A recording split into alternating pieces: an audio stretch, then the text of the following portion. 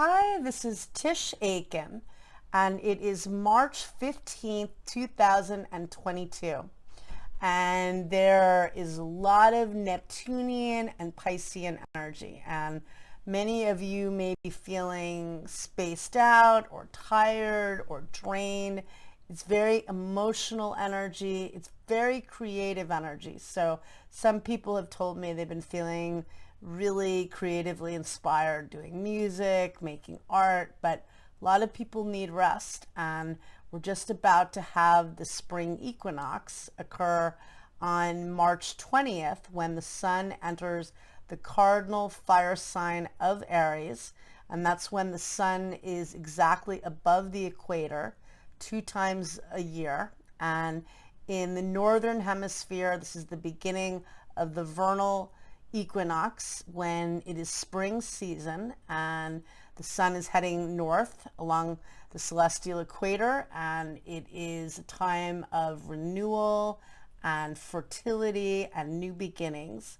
And in the southern hemisphere, it is the beginning of the fall equinox when the leaves are falling and honoring the ending of seasons, the ending of things. Well, it's the beginning of a season, but season of life where things are ending, and all of those rituals of life that are part of our lives. So it's very Neptunian energy. So don't expect me to be particularly linear right now. Mercury, which is the planet of communication, is transiting in Pisces, where it is in its detriment. It's very intuitive and creative, but it is foggy and spaced out.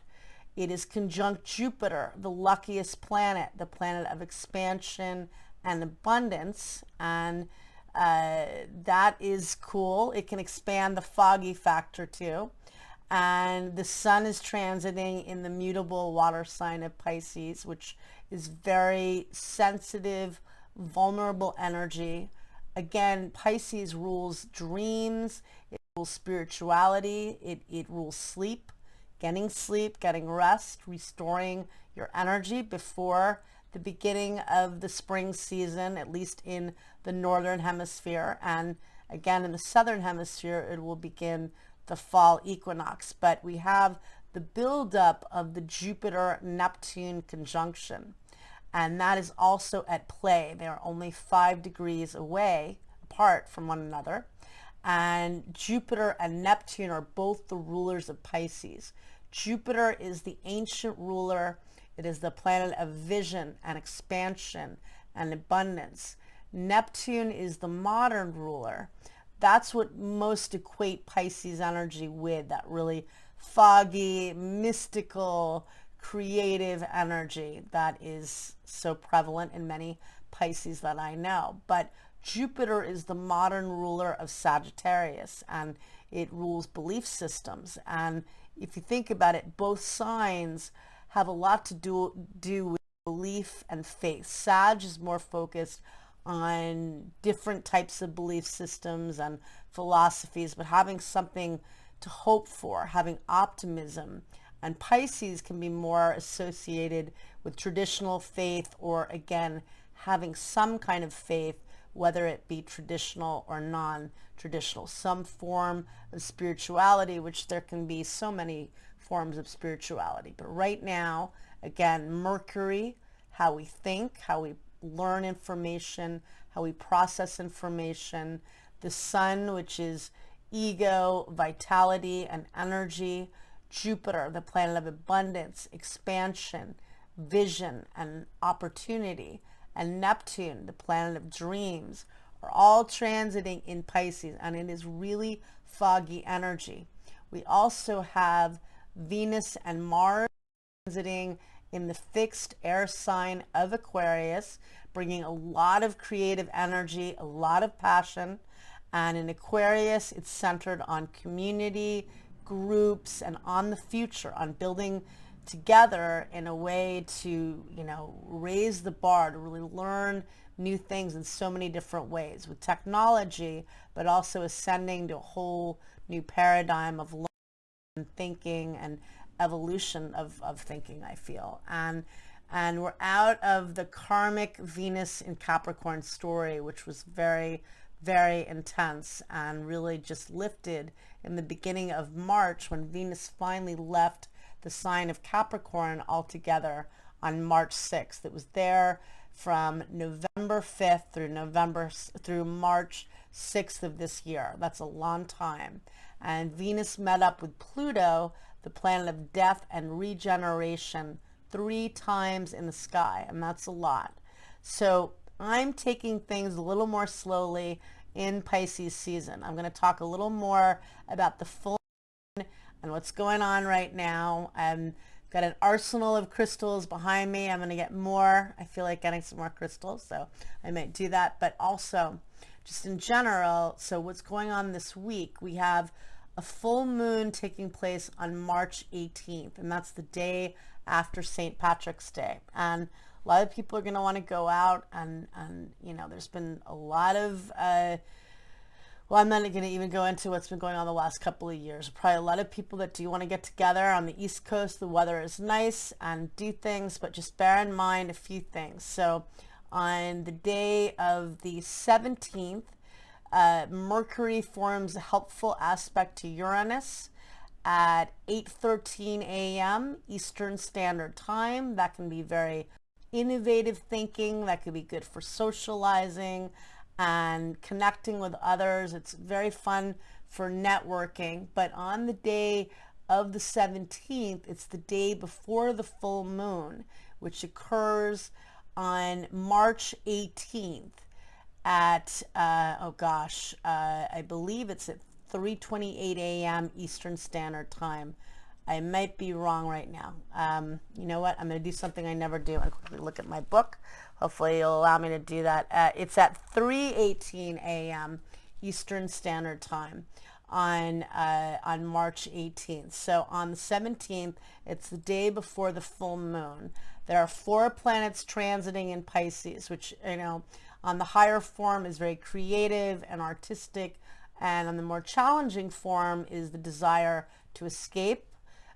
People could feel much more emotional with all this Pisces energy. We're building up to a huge conjunction in the sky, and they're already conjunct. The 2 rulers of Pisces, Jupiter, the ancient ruler, Neptune, the modern, meet up in the sky and form a beautiful alignment from April 9th through April 12th, when they become exactly conjunct in the sky, and they peak on April 12th at 23 degrees and 59 minutes of the mutable water sign of Pisces. And that's a very mystical, magical, and manifesting energy, one with which we should all work, but can also make us really spaced out. That's why I'm doing things more step by step this week on videos. I'm going to do one more about the equinox and other things that are coming up for all of us. But I wanted to focus more on the full moon this week, because on the 17th, the moon will oppose Jupiter, and then later in the day, and that's excess on one level, and the ancient ruler of Pisces, where we have 4 planets, and then it will oppose Neptune later in the early evening on the East Coast, Eastern Standard Time, and that could be more emotional, confusing energy.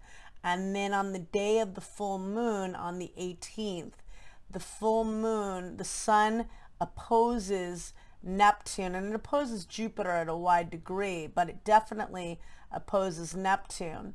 And that can uncover deception conceivably. It can dissolve things. It can underscore the really Neptunian, spaced out, sad energy too. Pisces can be very sensitive and sad energy at times. It is the last sign of the zodiac. There has been a lot of loss, and it's also very healing and loving energy on the higher level.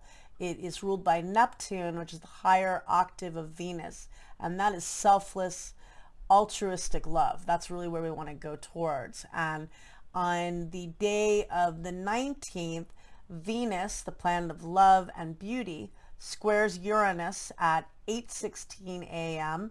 Eastern Standard Time. You may feel that energy on the day of the full moon. Sometimes we feel Uranian aspects before they become exact. That could be unexpected breakups, unexpected encounters, The idea right now with all of this Pisces in the sky, the moon will be in Virgo, that full moon, but I think it's being compromised by all of the Pisces, by the opposition to Neptune, which is very boundless and uncentered.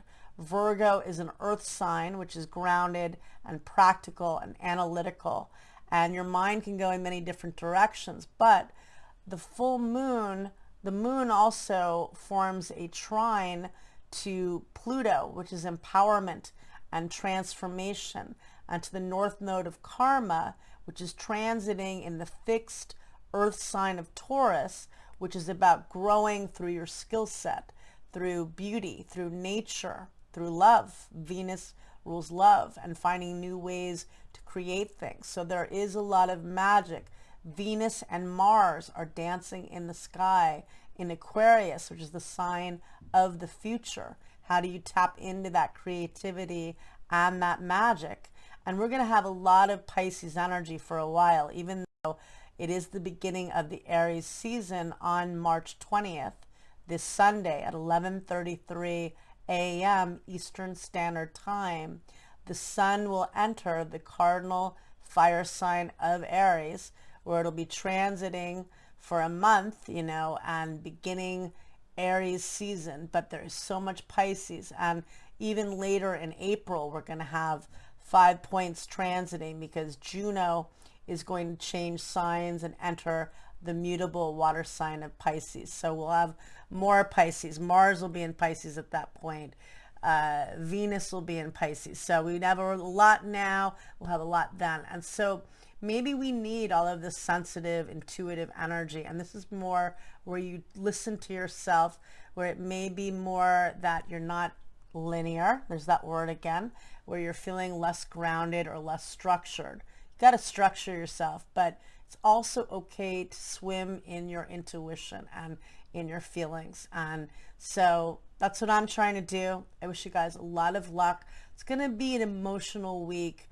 It's a good week. It's an excellent week for doing manifesting with other people, for doing creative projects, for cleansing your crystals, burning sage, burning Palo Santo, getting rid of clutter.